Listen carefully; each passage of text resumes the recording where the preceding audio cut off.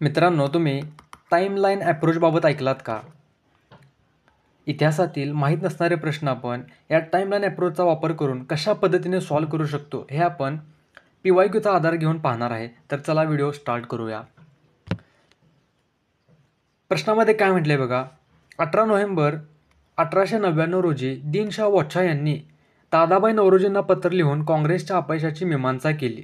आता आपल्याला कारणे विचारलेली आहेत, तर आपण पाहूया की आपण कशा पद्धतीनं हा टाईमलाईन अप्रोच वापरून हा प्रश्न सॉल्व्ह करू शकतो. बघा, तुम्हाला एक या ठिकाणी दिसतंय बघा, या ठिकाणी ओनली आहे आणि आपण इलिमिनेशन टेक्निकमध्ये पाहतो ओनली असेल तर त्याला कट करा, तर तसं इथं नाही आहे. ओके, या ओनलीचा अर्थ जे तिसऱ्या स्टेटमेंटमध्ये आहे तर त्याचा अर्थ थोडासा काय या ठिकाणी वेगळा आहे. ओके, तर आपण बघूया की यामध्ये काय म्हटलं आहे बघा, काँग्रेसचे सतत न चालणारे कार्य. ठीक आहे, म्हणजे हा एक कारण असू शकते. ठीक आहे, नेत्यांनी फावल्या वेळातील उद्योग म्हणून राजकारणाकडे पाहिलेला आहे, हे एक कारण असू शकते, यामुळे काँग्रेस अपयशी होत आहे. आम्ही केवळ भुंकतो, चावा घेत नाही, असू शकते, बघू आपण. चौथ्यामध्ये काय म्हटलं बघा, क्रांतीचा मार्गच म्हणजे या ठिकाणी बघा, only way to follow is a revolutionary way. आता बघा, तुम्ही जी मला टेक्निक सांगायची आहे ना, तर इथे या ठिकाणी ते मी एक्सप्लेन करतो. बघा टाईमलाईन कोणता चालू आहे, 1899 या ठिकाणी स्पष्टपणे मेन्शन केले. ओके, 1899 म्हटले ना, मग थोडासा तुम्ही विचार करा, 1899ला क्रांतिकारी चळवळी इतक्या जास्त प्रसिद्ध म्हणजे प्रकाशित होत्या का, हे याचा विचार करा. बघा, आपण पाहतो बघा, 1899 म्हणजे जवळपास 1905 पर्यंत काँग्रेसवर मावळांचा प्रभाव होता. ओके, मग आता मावळांचा प्रभाव असणारा काँग्रेस अशा पद्धतीचे एखादं कारण सांगू शकतो का की 1899मध्ये क्रांतिकारी मार्गाचा अवलंब करावा, असं सांगू शकते का? ह्याचा विचार करा. म्हणजे थोडक्यात आपण काय केलं बघा, टाईमलाईनचा विचार केला की या ठिकाणी म्हटले आपल्याला 1899. ओके, आणि 1899मध्ये क्रांतिकारी चळवळ आपल्याला पाहावास मिळते का, याचा मी काय केला, विचार केला. आणि या दृष्टीनं मला पर्याय क्रमांक डी हा चुकीचा वाटतो. जेव्हा मी डी इलिमिनेट करतो, डी गेला आणि 1 आणि 3मध्ये आता मला कन्फ्युजन आहे. यावरून ए आणि सी दोन्हीमध्ये दिसतंय बघा. ओके, ए आणि सी दोन्हीमध्ये, म्हणजेच काय, ए आणि सी हे शॉर्ट बरोबर आहेत. राहिला मुद्दा बीचा. बी देखील बघा, काँग्रेस अपयशी का ठरत आहे, कारण नेत्यांनी त्याला फावल्या वेळातील उद्योग समजलेला, हे एक जनरल स्टेटमेंट वाटते. त्यामुळं पर्याय क्रमांक 3 हे याचं उत्तर असेल. लक्षात येते. आता हीच टेक्निक आपण पुढं एक अजून 4-5 प्रश्न घेऊन व्यवस्थित समजून घेणार आहे, तर तुम्ही थोडंसं वेट करा, जेणेकरून अजून आपली समज जास्त विकसित होईल. ओके, बघा, 1934मध्ये कर्षक संगम एक शेतकरी संघटना म्हणून कोणत्या प्रांतात स्थापन करण्यात आली. अगेन टाईमलाईनचा विचार करा, 1934 म्हटलेला आहे. हां, ओके, पहिला ऑप्शन बघा, आंध्र प्रदेश. मग आंध्र प्रदेश जेव्हा तुम्ही वाचणार तेव्हा पटकन तुम्हाला क्लिक व्हायला पाहिजे, अरे आंध्र प्रदेश तर 1953ला अस्तित्वात आलेला आहे आणि या ठिकाणी 1934 म्हटलेला आहे, त्यामुळं आंध्र प्रदेश तर असणार नाही. ओके, म्हणजे आपण काय केलं बघा, आपल्याला एखाद्या प्रश्नाचं उत्तर माहीतच नव्हतं, मग अशा वेळी माझ्याकडे किती 4 पर्याय होते, 4 पैकी मी एक पर्यायाला टिक करणार होतो. अशा वेळी माझं उत्तर बरोबर येण्याची शक्यता ही 25% होती.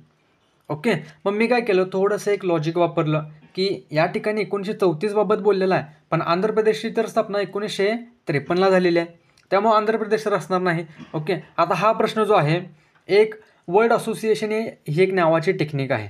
ओके, जी मी आपल्या यूट्यूबवर काही व्हिडिओ अवेलेबल आहेत इलिमिनेशन टेक्निकचे, तर त्यामध्ये इन डिटेल एक्सप्लेन केलेला आहे. त्यामध्ये काय आहे बघा की तम, ळम, घम असे शब्द शेवटी असं असतील ना, तम, ळम, घम, तर हे मोस्टली शब्द जे आहेत ना, साऊथ इंडियाशी असोसिएटेड आहेत, मोस्टली तमिळनाडू आणि केरळशी.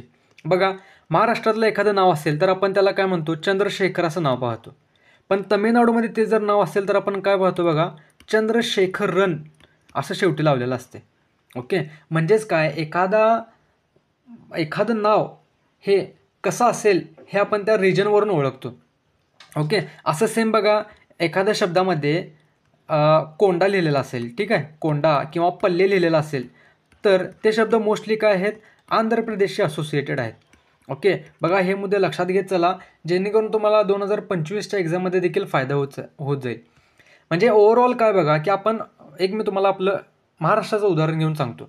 बघा, आपल्या जिल्ह्यांच्या शेवटी पूर लागलेला आहे, कोल्हापूर आहे, सोलापूर आहे, नागपूर आहे. ओके, गावांच्या शेवटी आपण वाडी लिहिलेला पाहतो, बरोबर आहे का, सावंतवाडी, महंतवाडी, म्हणजे यावरून आपण पटकन ओळखतो की अरे हा रिजन तर महाराष्ट्रातील आहे. ओके. तसंच सेम लॉजिक बघा इथे देखील आहे की कोंडापल्ली लिहिलेला असेल तर तो रिजन आंध्र प्रदेशमधील असेल. ओके. हे तमिळमघम लिहिलेलं असेल तर केरळ किंवा तमिळनाडूशी असोसिएटेड आहे. ओके. हे तर झाली आपली बघा वर्ड असोसिएशन ही टेक्निक. पण मुद्दा मला या ठिकाणी हा सांगायचा होता की टाईमलाईन अप्रोच 1934चा विचार करा. ओके. आंध्र प्रदेश त्यावेळी होतं का नव्हतं, तर त्याला काय करायचं, इलिमिनेट करत चला. लक्षात येते. ओके. त्यानंतर बघा आपण पुढचा प्रश्न पाहूया. 1907मध्ये काँग्रेसमध्ये फूट पडली. ठीक आहे. त्यानंतर राष्ट्रीय काँग्रेस कोलमडली, हा आपला विजय आहे असं विधान कोणी केलं, असा प्रश्न आहे. ओके. आता बघा लोकमान्य टिळक तर अशी टीका करणार नाहीत. ओके. कारण की टिळकच काँग्रेसशी असोसिएटेड आहेत आणि काँग्रेस कोलमडल्यामुळे हा आपला विजय आहे असं टिळक तर टीका करणार नाहीत. त्यामुळे पर्याय क्रमांक 2 इलिमिनेट होऊन जाईल. ठीक आहे. आता बघा कर्जनवर आपण थोडं विचार करूया. बघा कर्जनचा टाईमलाईन काय आहे हो बघा, 1899 ते 1905. ठीक आहे. म्हणजे 1905ला कर्जनचा म्हणजे कर्जनचा टाईमलाईन संपलेला आहे. ओके. आणि या ठिकाणी आपल्याला 1907 म्हटले, त्यामुळं कर्जन देखील यामध्ये येणार नाही. लक्षात येते. बघा अगेन मी तुम्हाला तेच सांगतो की 4 ऑप्शन होते, त्यापैकी आपण एक टिक करणार होतो. अशा वेळी आपलं उत्तर बरोबर येण्याची शक्यता 25% होती. आता आपण काय केलं, 2 ऑप्शन एलिमिनेट केले. आता मला 2 पैकी एक ऑप्शन चूज करायचा आहे. आता माझं काय आहे बघा, प्रश्न बरोबर येण्याची शक्यता 50% वाढलेली आहे. लक्षात येते. बघा स्पर्धा परीक्षेमध्ये गॅरंटीड सक्सेस असं काहीही नसते. असं जर तुम्हाला कोण सांगत असेल तर तो केवळ एक जुमला आहे. ओके. आपण काय करू शकतो बघा, आपण फक्त आपल्याला यश मिळण्याच्या पॉसिबिलिटी वाढवू शकतो. ओके. मी 2-3 वेळा व्यवस्थित वाचलेला आहे, 2-3 वेळा रिव्हिजन केलेली आहे, प्रश्न सोडवण्याचा अप्रोच डेव्हलप केलेला आहे. असे एक गोष्टी करून आपण काय करू शकतो, आपण लिस्टमध्ये येण्याच्या पॉसिबिलिटी वाढवू शकतो. ओके. त्यासाठीच हा सगळा काय बघा की प्रयोजन करण्यात आलेला आहे. तुम्ही या टेक्निकचा नक्कीच वापर करा, तुम्हाला याचा खूप जास्त फायदा होणार आहे. ओके. अगेन आपण अजून काही एक्झाम्पल पाहूया जेणेकरून अजून आपल्याला क्लॅरिटी मिळेल. बघा स्वदेशी वस्तू प्रचारणी सभा या संस्थेच्या प्रमुखपदी खालीलपैकी कोण विराजमान होतं. अगेन बघा टाईमलाईनचा विचार करा. स्वदेशी वस्तू आपण स्वदेशीबाबत 1905च्या आसपास पाहतो. ओके. मग अशा वेळी बघा महात्मा गांधी हे तर उत्तर असणारच नाही, कारण की आपण महात्मा गांधींचा कार्यकाळ बघा 1915-16च्या म्हणजे चंपारण्य सत्याग्रह वगैरे तिथून पुढं पाहतो. ओके. त्यामुळं या ठिकाणी महात्मा गांधीजी हे तर त्याचं उत्तर असणार नाही. ओके. लक्षात येते. अगेन सेम बघा असंच लॉजिक अजून एक प्रश्नामध्ये दिसतं आपल्याला. ओके. या ठिकाणी 1918 हा टाईमलाईन दिलेला आहे. मुंबईतील कामगारांना पीपल्स युनियन ही संघटना स्थापन करण्याचा उपदेश कोणी दिला होता. बघा टाईमलाईन काय आहे, 1918 आहे. ओके.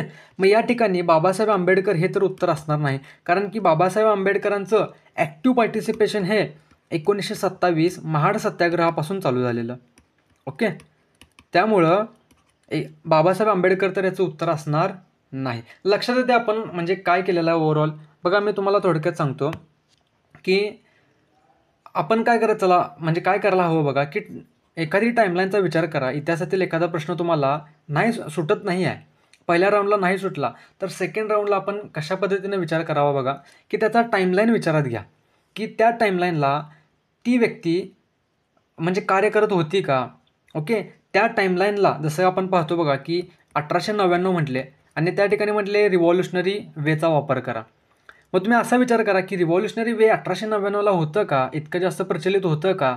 ओके. म्हणजे तुम्ही टाईमलाईनचा विचार केला ना तर काय होईल बघा की तुमचं उत्तर बरोबर येण्याच्या पॉसिबिलिटी एक लॉजिकनुसार तुम्ही काय करू शकता की तुमच्या उत्तरापर्यंत पोहोचू शकता. ओके. आय होप की तुम्हाला समजलं असेल. एक्झामसाठी आता फक्त 5 ते 6 दिवस उरलेले आहेत. अशा वेळी बघा आपलं रिव्हिजनवर खूप जास्त भर असणे गरजेचं आहे. बघा या 5 ते 6 दिवसामध्ये आणि विशेषतः शेवटच्या 1 ते 2 दिवसामध्ये हा आपला अभ्यास खूप कमी होतो. आपल्याला एन्झायटी असते, आपल्याला बरेच विचारत असतात, होणार नाही होणार, कसं होणार. ओके. आणि अशामध्ये आपला अभ्यास होत नाही. पण तरी देखील बघा थोडंसं आपण जिद्दीने रिव्हिजनकडं जास्त भर देणं गरजेचं आहे. बघा या क्रुशियल टाईम पिरियडमध्ये कमी वेळात जास्त रिव्हिजन कशी करता येईल हे जर का तुम्हाला समजून घ्यायचं असेल तर हा व्हिडिओ तुम्ही नक्की बघून घ्या.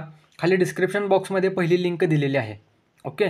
इम्पॉर्टंट लिंक असं एक टॅगलाईन आहे त्यानुसार म्हणजे त्यावर तुम्ही क्लिक करून आहे ना हा तुम्ही व्हिडिओ पाहून घ्या. यामध्ये बघा कंपॅरेटिव्ह स्टडी काय आहे, ॲक्टिव्ह रिकॉल थ्रू आपण कशा पद्धतीने कमी वेळात जास्त रिव्हिजन करू शकतो हे मी या व्हिडिओमध्ये सांगितलेलं आहे. यासोबतच बघा की इलिमिनेशन टेक्निकच्या समरी आहेत, ओके, चिटकोड आहेत जे एक्झाममध्ये तुम्हाला खूप जास्त फायदेशीर ठरतील.